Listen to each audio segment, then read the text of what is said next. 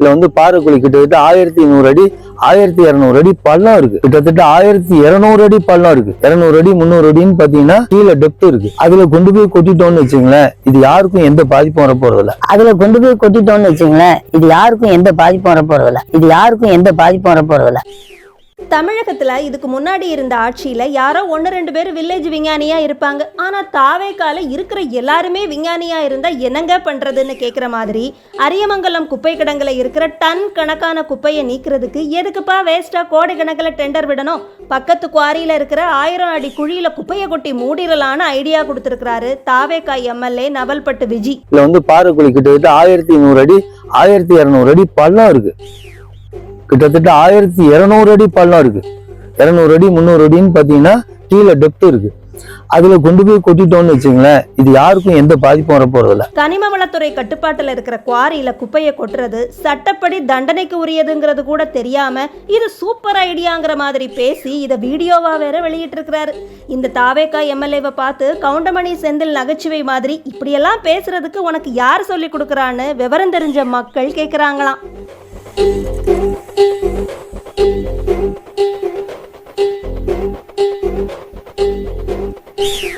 நீண்ட காலம் கிட்டத்தட்ட பாத்தீங்கன்னா ஒரு 50 ஆண்டு காலமா பாத்தீங்கன்னா இந்த அரியமங்கலம் குப்பை கிடங்கு இன்னைக்கு நேரத்தில் ஏற்பட்ட பிரச்சனை இல்லை.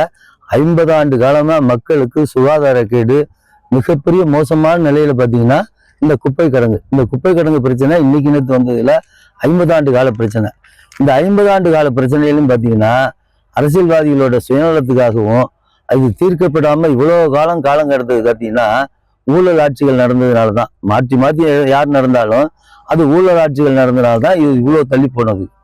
இதுக்கான காரணம் பார்த்தீங்கன்னாக்கா இது இப்ப இருக்கிறது பார்த்தீங்கன்னா 7 லட்சம் டன்னு மெட்ரிக் டன் இப்ப வந்து குப்பை இருக்குன்னு சொல்றாங்க. இதுக்கான தீர்வு பார்த்தீங்கன்னா இப்ப அவங்க மறுசுழற்சி பண்றது ஒரு நாளைக்கு 850 டன் குப்பை வந்து இங்க வருது. மாநகராட்சியிலிருந்து வர்றது 850 டன் குப்பை. அப்ப இவங்களுக்கு கெப்பாசிட்டி எவ்வளவு இருக்கு? 1000 டன் கெப்பாசிட்டி தான் மறுசுழற்சி பண்றதுக்கான வசதி இருக்கு. அப்ப மீதி இருக்கிற குப்பை அப்படியே தான் இருக்கு. அது ஒரு கான்ட்ராக்ட் 40 கோடிக்கு ஒரு கான்ட்ராக்ட் கொடுத்துருக்காங்க. அந்த கான்ட்ராக்டுக்காரர் வந்து 2 வருஷம் அக்ரிமெண்ட் போட்டு கான்ட்ராக்ட் அவருக்கு என்னன்னா அதை சலிச்சு அந்த குப்பையையும் பிளாஸ்டிக் கழிவுகள் மண்ணையும் கொண்டு அப்படியே வெளில எடுத்துட்டு போகணுங்கிறது கான்ட்ராக்ட். இப்போ இதுவரையிலையும் கான்ட்ராக்ட் கொடுத்தும் கூட ஒரு பெரிய அளவுல வளர்ச்சி இல்லை. அதுல நீங்க இவங்க கான்ட்ராக்டுங்க பேர்ல 40 கோடி அவங்க சலிச்சு குப்பையை எடுத்துட்டு போற 40 கோடி ஒரு ஃபண்டு இவங்க கான்ட்ராக்ட் கொடுத்துருந்தாலும் இது மாற்று ஏற்கனவே ஒரு 45 கோடி கொடுத்து அது ஒண்ணுமே நடக்கல. அடுத்து 25 கோடி கொடுக்குறாங்க, அதுவும் நடக்கல. திருப்பி நீங்க ஒவ்வொரு தடையும் நிதி ஒதுக்கி இது யார்கிட்ட போகுது, இந்த பணம் யார் எடுத்துட்டு போறாங்க கண்ணுக்கு தெரியாம அது போயிட்டு இருக்கு. இது வழிதாங்க. தோகுடியில வந்து பாறைக்குழி கிட்டத்தட்ட 1100 அடி 1200 அடி பள்ளம் இருக்கு. கிட்டத்தட்ட 1200 அடி பள்ளம் இருக்கு. 200 அடி 300 அடின்னு பாத்தீங்கன்னா கீழே டெப்த் இருக்கு. அதுல கொண்டு போய் கொட்டிட்டோம்னு வச்சுங்களேன், இது யாருக்கும் எந்த பாதிப்பும் வர போறது இல்லை. இதை விட சுற்றுச்சூழல் பாதிப்பெல்லாம் அங்க வராது. இங்க எவ்வளவு மோசமா இருக்கு. சுற்றுச்சூழல் ஆர்வலர்களுக்கும் இது மூலியமா சொல்லிக்கிறது என்னன்னு கேட்டீங்கன்னா, மக்கள் நெருக்கடியா வாழக்கூடிய இந்த பகுதி, மக்கள் அதிகம் வாழக்கூடிய இந்த பகுதியில இருக்க சுகாதார கேடை விட மண்ணுக்குள்ள 1000 அடி கீழே போற குப்பைக்கு அங்க எந்த பாதிப்பும் வரப்போறது இல்லை.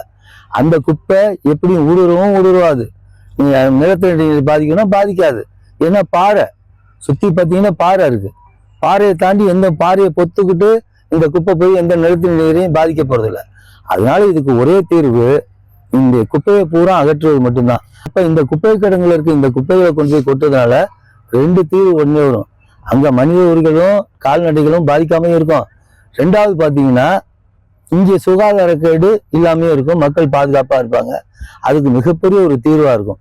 அது எந்த மாற்று கருத்தும் இல்லை. கண்டிப்பா இது வந்து காலம் கடத்த போறதில்ல. மாநகராட்சி கமிஷனர்ட்டையும் பேசிட்டேன், நமது மாவட்ட ஆட்சித்தலைவர்கள்ட்டையும் இது சம்பந்தமா பேசியிருக்கேன். இதை வந்து டயத்தை கொடுக்காம இமிடியட்டா முடிவெடுத்து இதை வந்து காலம் கடத்தி கொண்டு போகாம இது கண்டிப்பா உடனடி தீர்வு எடுக்கப்படும். நான்